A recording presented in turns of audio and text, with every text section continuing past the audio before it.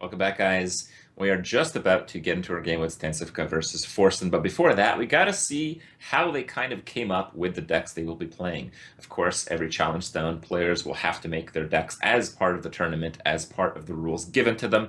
In this case, they had 20 minutes to follow the right on target challenge, where every creature played has to be able to target something when played. So let's see what they came up with. Let's see some of the deck building here.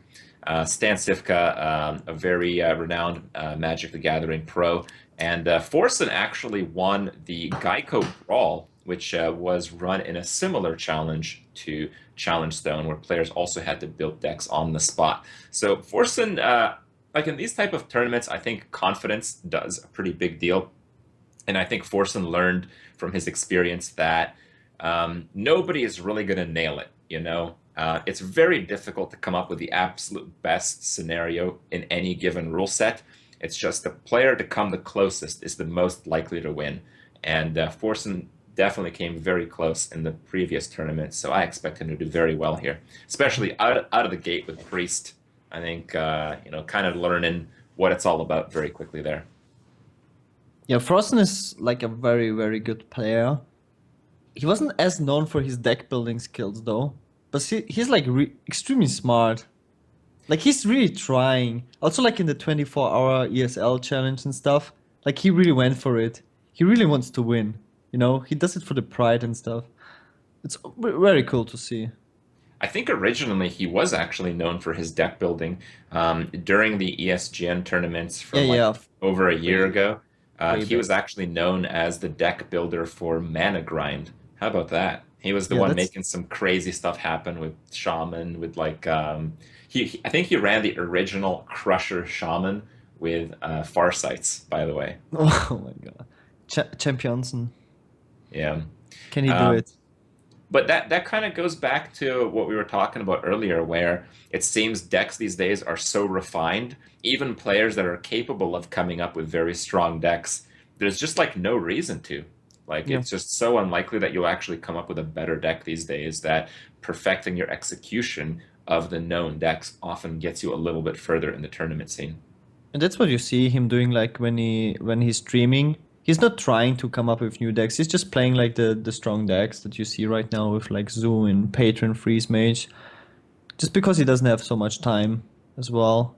But this is one of the probably one of the strongest opponents he could get. Stancifka is doing really well lately. He qualified for WCA in Cologne, Hmm. and he won DreamHack Bucharest.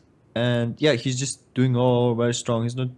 He didn't even pick up the game like um Yeah, he hasn't been playing for that long. That's true. no, like just for a few months, and he's doing insanely well. Just Well, very impressive.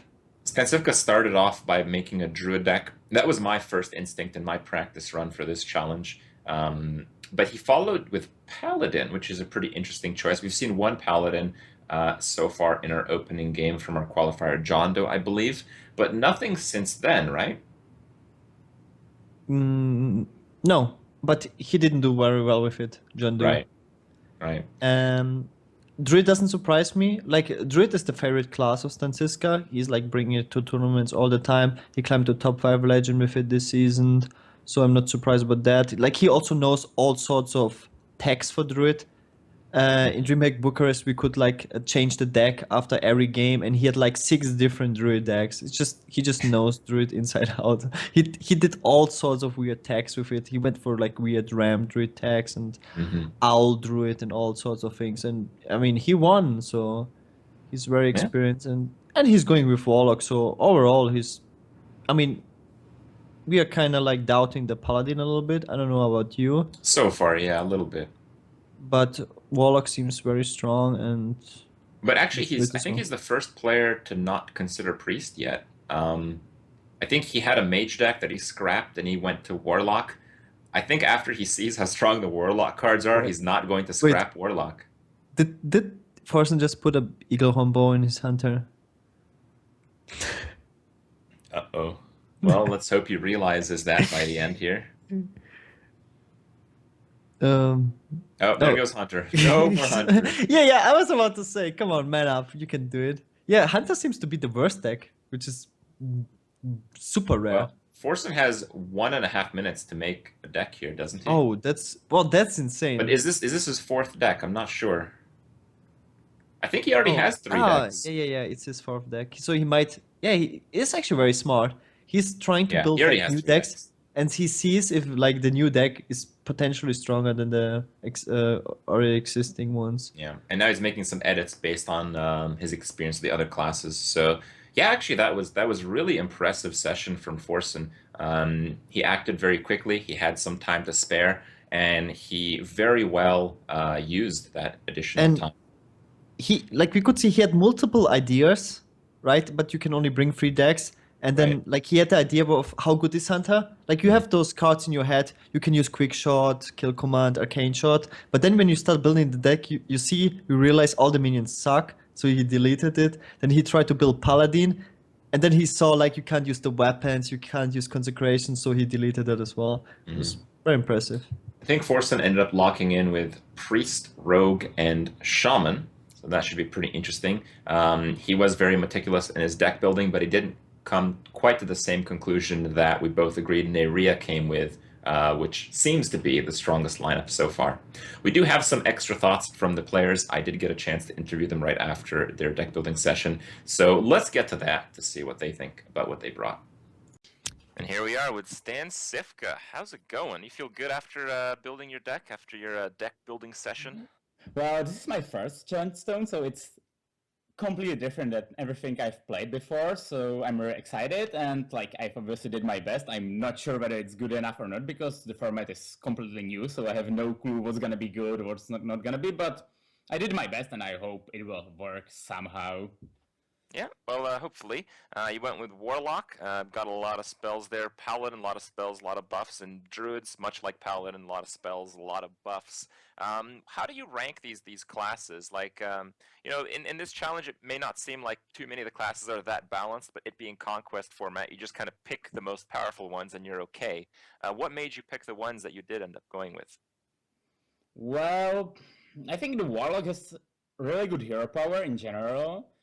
And it also has a lot of good spells, and if some spells is played in normal games, it has to be very good here because the power level of the decks probably is going to be much lower somehow. Yep. Where I think it's going to be power level as Arena or something like this, probably a little bit better. But Yeah, a little so bit better. so if there is a good card like Bane of Doom, or Implosion, it has to be very good here. So I think Warlock has a lot of these cards, so I think the Warlock decks should be one of the best, probably, or at least what I thought.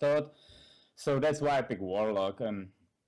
Yeah, it has so many value cards, and there's also the BGH and the Sergeant combo, which will Yep. be very huge Well, in this format, I assume. yeah, I mean, you've seen a lot of the creatures. There's not that many creatures that work under the targeting challenge, so Yeah, you kind of have to step up most of them to BGH them at all. yeah. So I don't know. Like I will just see. Like, yeah, I wasn't sure whether Shadow Flame is legal, but luckily it is. Yep. So it should be like also, but it's probably not gonna be as much about minions. And I think the Warlock's hero power is gonna be like the big part of the game, like Yeah.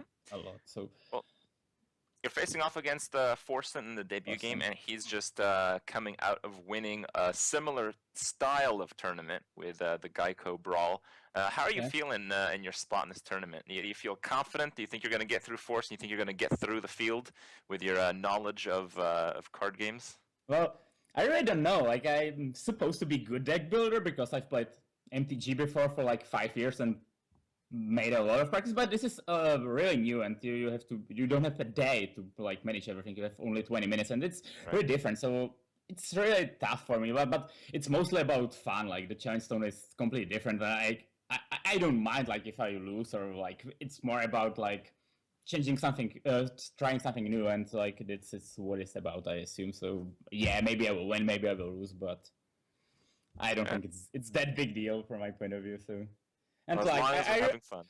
like yeah, and I also really like playing Forsen. He's such an entertaining guy, so I'm really looking forward for our match. Yeah. Well, it's gonna come up pretty soon. Wish you good luck, and we'll see how it goes. Okay. So here we are with Forsen. Just had a chance to build your decks. What'd you think of the challenge? It was pretty interesting. It's completely different meta now that you can barely use any minions, or you're very restricted to certain minions. I think it's gonna be fun. Yeah, yeah. Some of the ideas that a lot of the cards that work are forced into getting countered. You know, buffs are really good, but there's not many creatures, so there's a lot of silencing in BGH. So we'll have to see kind of how it works. I saw your approach with the shaman, with the rogue, with the priest. Overall, very good decks. What was the strategy behind the class picks? Well, my very first thought was like priest. They have a lot of cards that interacts with the board and like a lot of spells you can fill out your deck with. That was my first like that. I think that is my strongest deck. But my idea going into this challenge was playing triple Alexstrasza decks and then just having the burst to finish him off at 15. Just a lot of stalling, and then when you have with Alexstrasza, you try to kill him afterwards. So that's kind of my idea with all these decks. And I figured these three were the best for that. Well, it looks pretty good. I know you participated in another type of alternate ruled tournament in the past, and you won that one. Is your confidence up in general in these type of tournaments, or do you just feel pretty good in the state? I mean, I know there's a lot of things I could have done better with these decks, but with the time limit I had, I'm pretty happy, and I'm pretty confident as well. So, yeah. Yeah, it's true. You know, everyone can choose to change a few things in their decks when they have unlimited time, but no one's like truly 100% happy at the end of these. Yeah, and if hopefully. they are, it's because overconfidence is a slow and insidious killer. Yeah, right. Yeah. All right. Well, good job. You will get to maybe improve your decks a little bit if you make it to the final, of course. And well, good luck with that. Thank you, man.